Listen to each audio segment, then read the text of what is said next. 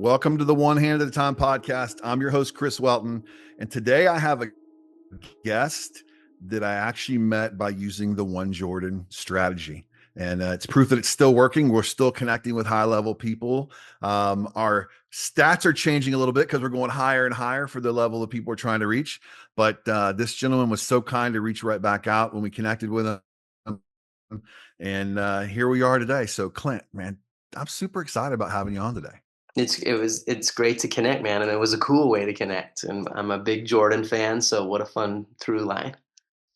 Yeah, I was looking. I wanted to. You've been on my board since last year, and I was just fine. Like, I got to figure out a way to connect. So I started scrolling through Instagram. I looked, and there you were with a pair of Jordans on. I'm like, done deal. Like, I'm gonna send him a DM and see if we can connect, right? And here we are. I got to tell you, as a speaker and then someone who's attended a lot of events over the year, and I think I told you this when we talked on the phone. I think I enjoyed you more than anybody I've seen speak in a long, long time. um you made me feel like you were talking to just me, and it almost felt like we were in the garage and you were playing the drums and I was just hanging out, right? Like, I mean, it was just amazing, your amazing ability to connect. And and those of you who don't know, we were in a room of over 1,000 people. Okay, so this was like in Vegas, big conference, the Ford event, and you were just jamming, and I felt like it was just me and Clint hanging out, and he's just killing the drums and really carrying a good story. um as I was preparing for today, one of the things I wanted to ask you is, do you still have limited beliefs? Do you ever, like, before you get on stage, do you have the fear of not showing up the way that you want to show up? Yeah, I think the moment you don't get nervous is the moment you don't care. And so when I get up Yeah. on stage, like there is I don't know if I would say it's a fear as it is as much pressure. It's just pressure. It's like I'm there Mhm. to do my job, and every room is different. Every keynote has levels that, you know, this as a performer. Yeah. It has different cultures. It has a different vibe. Every room sounds different. The lighting's different. The audience is different, and so how I show up, Mhm. it just can't be the same way that I showed up a week ago versus how I show up for an event today. They're all different, and so I think the moment, again, yeah, you don't get nervous is the moment you don't care. So it's that pressure to make sure that I deliver every single time. Yeah, I'm with you on that. I try to I just look at things like, okay, how can I define success of this event, and what would that look like to try to keep me focused on that? And it's usually just impacting one person in the crowd to make them hear something different, right? Different show up. But I have this guy named Middle School Chris that shows up and tells me I'm not good enough a lot. Like, he hangs out with me. I've never bought him a ticket, but he's always on my flight for some reason to wherever I'm traveling to. And he tells me how I'm not good enough and on these other things. And so I always have to battle that right before I get on stage. Like, it doesn't matter. Like, it doesn't matter. Like, sometimes it's the step before I get on stage. Sometimes it's 30 minutes before, but I figured out a way to kind of get through that. Um, do you have any of that stuff that pulls you back? That's like, maybe am I good enough to be here? Yeah, I think though, over time, I worked through a lot of that throughout my career. I've been doing this for a long time, and Mhm. I mean, I started speaking to kids, and that's the hardest audience in the world. I call it the Yeah. raptor's cage. If you can sit in Mhm. that environment for 45 minutes in a crappy gymnasium with a horrible sound system, and you can entertain and keep the hearts and minds of 2,000 high school students, then you can speak to anybody. Yeah. And so Yeah. that was a place where it was tons of failure. Tons, like, I would get flipped off in the middle of my keynote. Kids have no problem tuning you out if you didn't do a good job. Yeah. But also, if you do a good job, they'll give it to you. They'll let you know. You just have to earn it. And so I Mhm. went through a ton of that failure until I started to learn what worked and what didn't Yeah. work. And, like, in my keynote, every 2 minutes something funny happens. Something funny happens. And I Mhm. learned that from the kids. And so now it's to a point where I believe as speakers, we get paid. Our fee is in direct correlation to the insurance policy that we provide the event. Mm. That's Meaning, powerful. Love meaning that. like, that policy is really powerful. for me, if you bring me in, because I've failed so many times, because we've learned what works and what doesn't work to the point where it's going to crush every time. It's going to deliver every time. But it took the reps, it took the failures, it took, the moments that didn't work to really refine what I call it the wicked keynote, Chris. If Yeah. you've ever like been to Wicked and you've watched the stage play in New York City, dude, it's the same show night after night after night after night. It's Mhm. been on Broadway for over 35 plus years. That Yeah. show is the same today as it was 35 years ago. But the point is, every night it kills. It kills every night and it continues to sell out. And so, my ideology, my philosophy is how do you create that wicked keynote? And we've worked really hard to do that to where those results it's the insurance policy. Yeah, no doubt. I had a real good conversation with a friend of mine who's in my book, a guy named Damon West. I don't know if you ever met Damon or not, but um and Damon and I were talking and I was like, I feel like when I've given a keynote a few times, I need to change it. And he's like, Yeah, Chris, I give the coffee bean keynote, I've given it 1,000+ times. He said, and that's something John Gordon told him. You because you've heard it doesn't mean they haven't heard it. He that's right. goes, and I'll go back to this same event a year later and do a very similar version of that keynote. And it doesn't mean that they're gonna be bored from it. Other people are in a different state of mind now to receive the message differently. Yep. He said, so don't try to be over creative. Figure out, that's like you said, figure out what works, what the story, and you get better at telling the story. You're better at the flow. You're better at reading the audience, right? Like in those types of things.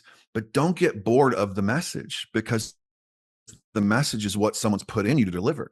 And I think that's kind of what you talked about there, the wicked keynote. Like, it's I see you going all over the country doing your, I will follow you on Instagram, obviously, and I see you going all over the place. Um, and one of the questions I had too for was like, so do you have a drum kit that just gets sent places ahead of time? Like how does Yeah, that work? yeah, great question. We have 6 touring kits that travel all over the country. Okay. So I'm endorsed by Yamaha and Zildjian and Vickfirth, and so um, the endorsers help, and then we have kits that live in all of the major hubs, and then they Mhm. travel to those places. And then I have a team that brings the kit in, they set it up to my specs, I do the show, sound check, and then they come tear it down and take it back and put it on the road for the next show. Yeah, that was something I was like, I got to know that. I got to know that because that's not an easy thing to do, man. Like to Uh, ship a drum kit is not easy. yeah, Like yeah. it's not like you're putting a guitar in a case and shipping it, man. This is Yeah, yeah, a whole yeah. nother thing. As you saw, it's not a keynote; it's an experience. And Hmm. I really, I feel it's more of circus life and tour life and rock concert life than it is. I envy the cats that can get up there and they just fly in that day or the day before and just do a 20-minute mic check. Here's my slides, like. Hmm. That's cool. That's cool. I do not. I have not had that luxury for many years. Yeah, I mean, it's really cool. You're right. It is a major experience. Um, to the point of this year to close out the Ford event, he had a rock band come in. Like he had this band that was a bunch of different guys. Like one of the guys that was like the singer right at the end for um In Sync. In Sync. Okay. Is that the name? Yeah, it came right at the end.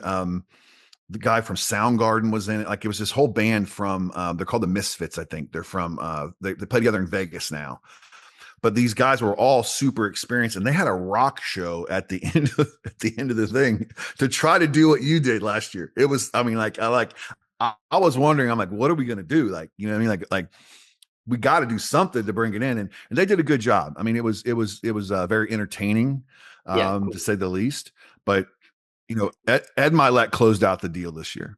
And you know, I've seen Ed speak 6 times live, Yeah. and he was the best I've ever seen him. Like it was a different Ed Milet that showed up. And Really. and he yeah, and he brought it. And that's the guy who changes multiple keynotes, right? Like I saw him 3 weeks before that at a Life Surge event. So Okay. like it's interesting to watch that flow and see how that works. What's what would you say the number one message is you're trying to deliver from stage when you're up there? Like, what's the, like, I want to make sure I deliver this message before I get off here. Yes, it's an experience. It's everything else. We're getting people involved. The heart's beating. People are, I mean, they're doing everything you're having them Yeah. do. It's super involved, but like, what is that message you're trying to deliver? Yeah, I feel like the important through line is I love it here, right? All the undercover research, all the undercover millennial work, the power was when bosses and managers and teams, they created a dynamic where people said, I love it here. I love it here. Mhm. How do we do Yeah. that? And then I would say the other through line is be a Mr. Jensen, right? Yeah. Be that teacher that changed my life with a pair of drumsticks. How do you Mhm. create the moments? How do you become that individual that when people are with you, they go, I like myself best? Yeah. That, yeah, those would be the Yeah. two through lines. I love the Mr. Jensen story. I mean, you know, I grew up the son of a heroin addict, and I lived with 7 different families, went to 11 different schools growing up, right? So, like, I was all over the place. But I have key individuals in my life that were my Mr. Jensen, right? Like, I just sent my second book to the publisher a couple of days ago, and as I was doing the dedication page, I actually mentioned 2 of the families that brought me in, right, and took care of me, and they definitely kept me on the right track where I could have gone the wrong way, right, Yeah, 100 times. So, it's everybody deserves to have that Mr. Jensen in their life. yeah. And so, have you been the Mr. Jensen for anybody?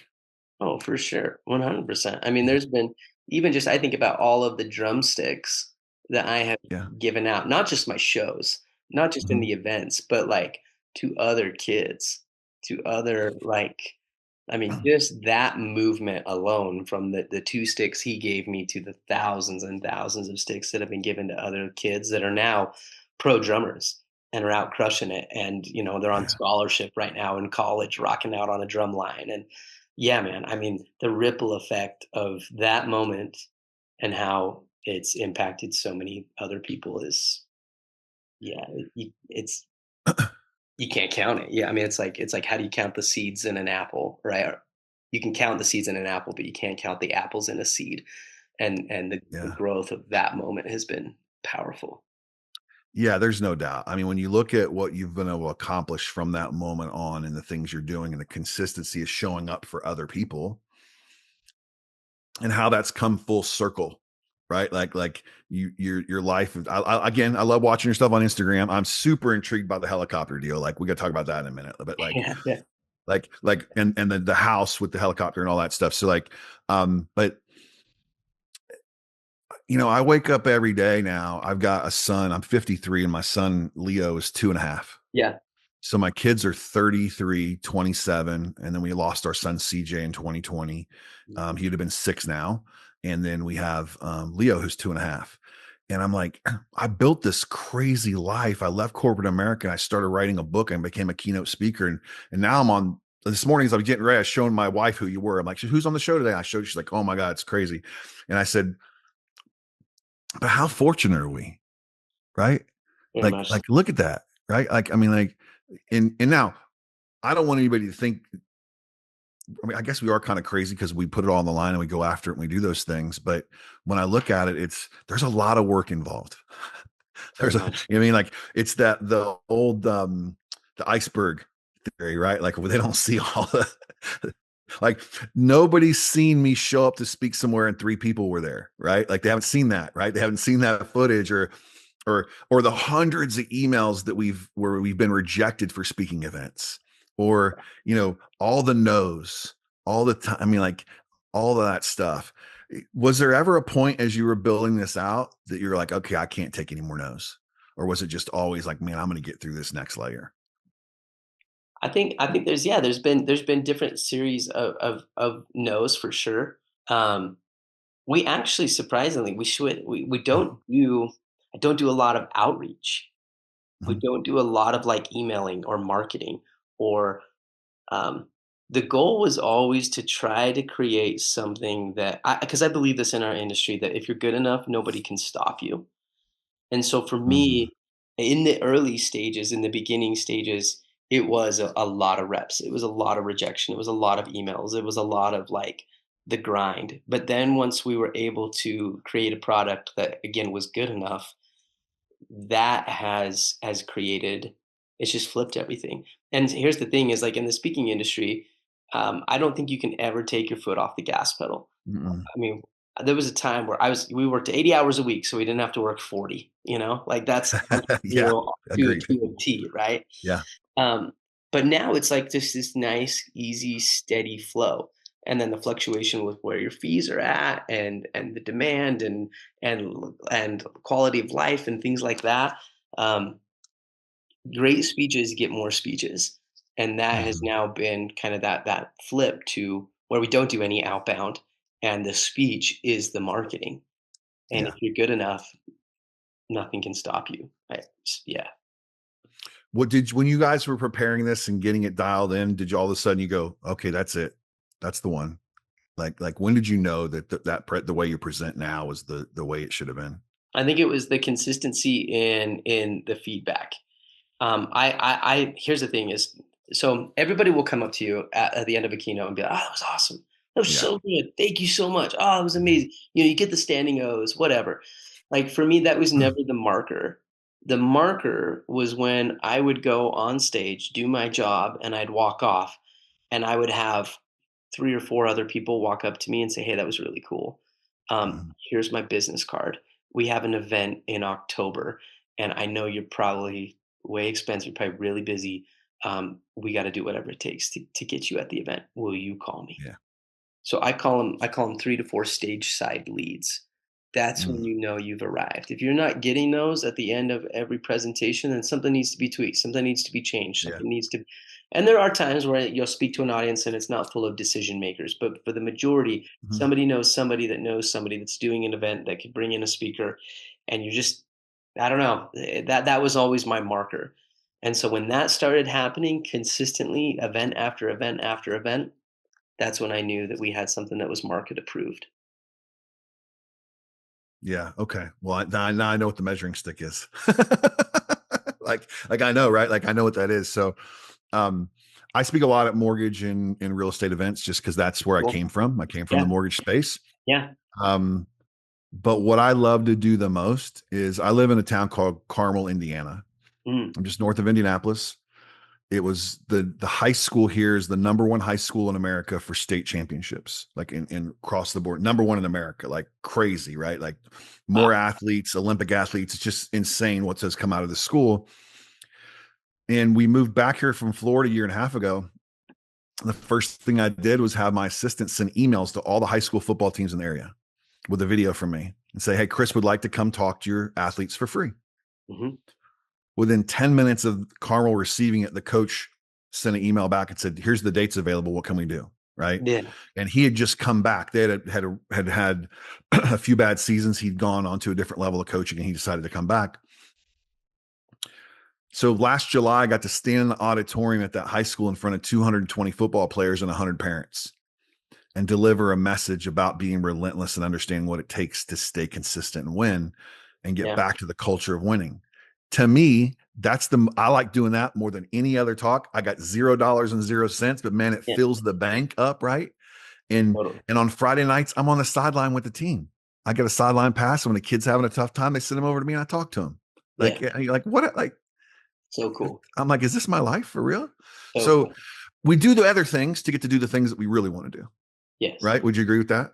Yeah, yeah, Yeah. yeah, there's Yeah. definitely, like, sacrifice that's entailed and a means to an end and, the events that I necessarily didn't wanna do that then ended up helping me get the events that I did wanna do, and for sure, that's any great Yeah. dream, has elements of that. Yeah, for sure. All right. So we're going to shift from talking now to being a pilot Yeah. of a helicopter. And so I did a podcast with a guy about a year ago who I was connected with who lives in Utah. You know, Keaton Hoskins, Yep. you know, Keaton. So he's a helicopter pilot too. Like you know what I mean? He's actually But not. I never, he's not. Oh, he just flies it anyways. Mhm. Yep. He just That's has crazy. there's always a pilot with him. Yeah, Keaton is not a Yeah. pilot, Okay.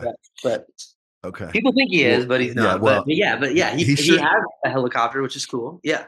Yeah, well, the video footage looks like he's a pilot, put it that Yes. way. Yeah. It's very well cut. Yeah. Um, but so was it always a dream as a kid to have a helicopter at your house? Like, The dream was to always fly helicopters. The I don't know, dude, they're a magic carpet machine. Like, it's a magic mhm, carpet ride.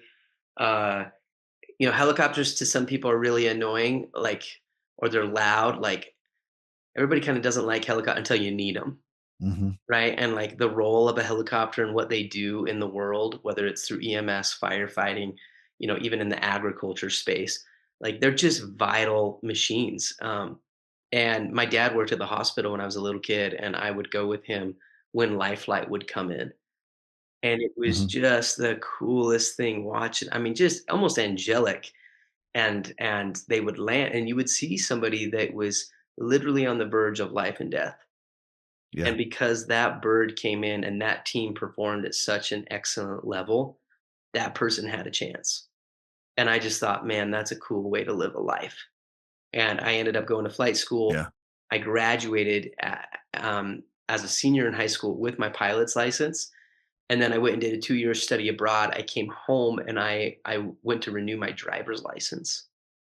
And I couldn't renew my license because I couldn't pass the vision test.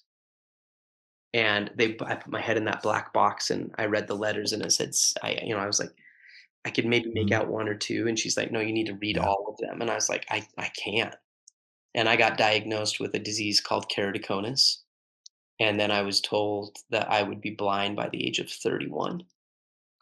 And I was 21 at the time. So I had about 10 years. And every year after that, Chris, my eyes just got worse and worse and worse until the point where I was barely legal enough to drive. mm, And I ended up, I couldn't fly anymore. I lost my medical. That whole dream like just crashed. I ended up going to school, worked in the medical field, was kind of miserable in that place. Just was making really good money. Was crossing off all of the things that you should have as a college yeah, grad and all the things, but I just wasn't really fulfilled.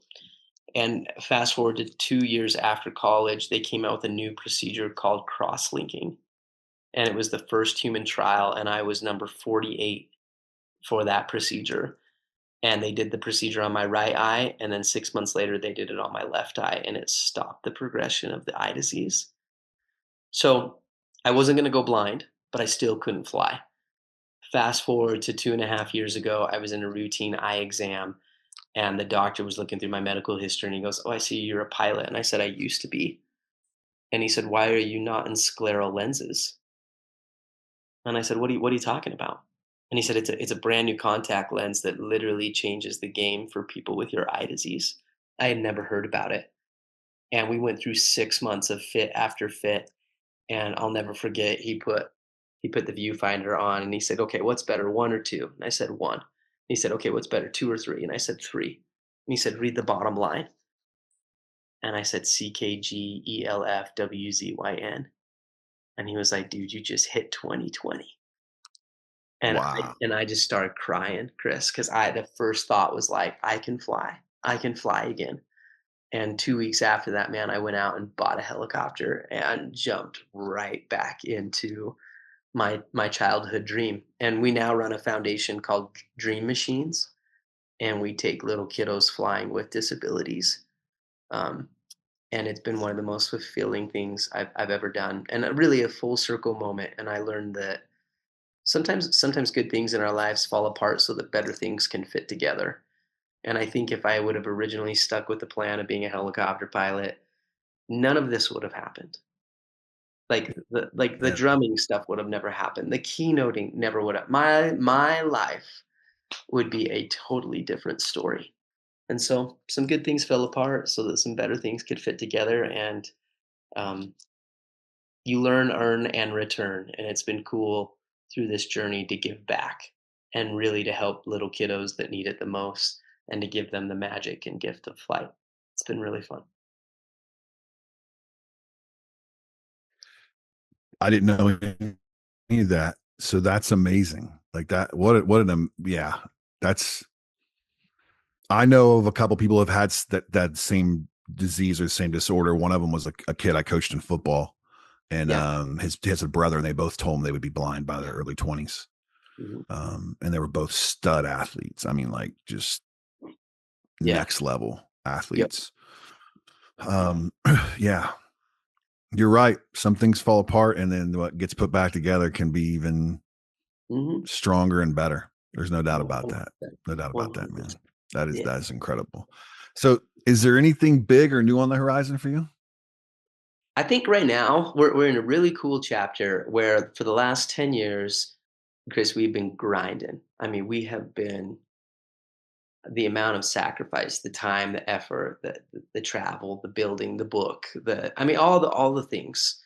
When we started out, Kelly, my wife and I, we saw this mountain peak and we saw what we wanted to achieve. We saw what we wanted to accomplish, and we have worked our tails to get to that point. We told ourselves though when we started the climb, what happens when we actually get there? Like what happens if you actually get what you want? Or you reach, the top of the mountain. And because here's the thing in our Yeah. industry, and I think even in life, there's always another mountain you can climb. There's always another book you could write. There's another program you could develop. There's another keynote you can write. There's another industry you could tap into. There's another coach that you could coach. There's another the trainer you could start. Like there's Mhm. just it never ends. And Yeah. I've learned through this process that if you're always living in tomorrow, you're going to have a lot of forgetful yesterdays. And we are now in a Oh chapter man, that's good. we're in a chapter now of no, enjoy today. And where we're at is enough. And we've reached some tops of those mountains per se. And we're just really taking the time to enjoy the view. I call it working within your fulfillment. There's still things I'm doing. I'm still Mm, anxiously engaged. I'm still active, but I'm not scaling. I'm not looking for more. It's just where I am. It's enough. yeah. And it's fun Yep. to just work within your fulfillment. That's what I'm really excited for. Work within your fulfillment. I love that. You're right. There is always something else. When I just wrote the last book and sent it to the publisher, it's like, okay, now what? Now what? Like it's like, Mhm. well, I've got all these keynotes scheduled when the book comes out, right? Of the new book. And it's just like, yeah, now what? Um, that's great. I love that. I'm gonna tell my wife about that. She'll be thrilled to hear that. My wife's in medicine, and she practices 2.5 days a week, which works out Yeah. perfect for us.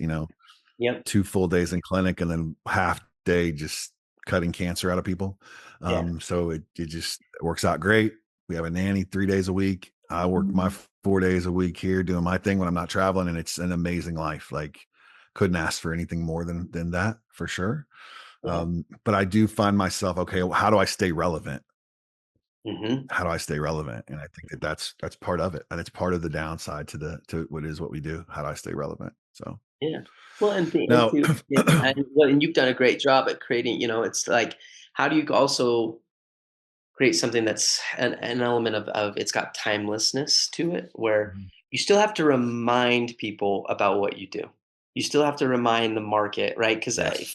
fame, if you win it, comes and goes in a minute. And so you still have to remind people, like, I'm a speaker. Hmm. I still do what I do. But again, if you've created Yeah. that wicked keynote, like you can get that 35-year run. You can get that, there's speakers that are out there, they're still giving the same dang story that they gave 50 years ago.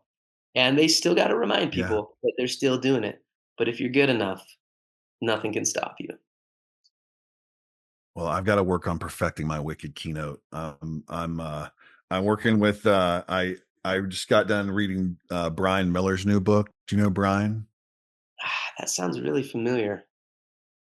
I don't know if I've met Brian. He just wrote a book called the one called the One Page Keynote. He spoke at he was a magician, and now he's a keynote speaker too, but he's Cool. really good entertainer as well. But um yeah, so I'm starting to switch some things up and implement that. We're going to test it here a little bit. I'm going to speak at a business development thing here locally for some networking guys. So we'll test some of those strategies out and see how it goes. But man, look, first of all, again, one of my favorite all-time speakers. I can't wait to see you speak again. I just enjoy every moment of it. Maybe we'll be fortunate enough to share a stage someday in the future, which would be even more cool. Um, And thanks for being so responsive and available, man. You're definitely, I appreciate you for Well, sure. dude, thank you for the Jordan. And here's the thing, you didn't have to send that, but it was a really cool moment. And I've always believed everybody gets a phone call. And but it's amazing to see how, there was a sense of gratitude, and it wasn't just a, "Hey, can we get on a call?" Because I get asked to do that 3 or 4 times a week. Yeah. And and the moment that you created with, "Hey, I'd love a little bit of your time, but here's some equal value back." Like, Mhm. it's just cool, man. Like, um, yeah, it was much appreciated. And again, if there's anything that you ever need, reach out anytime.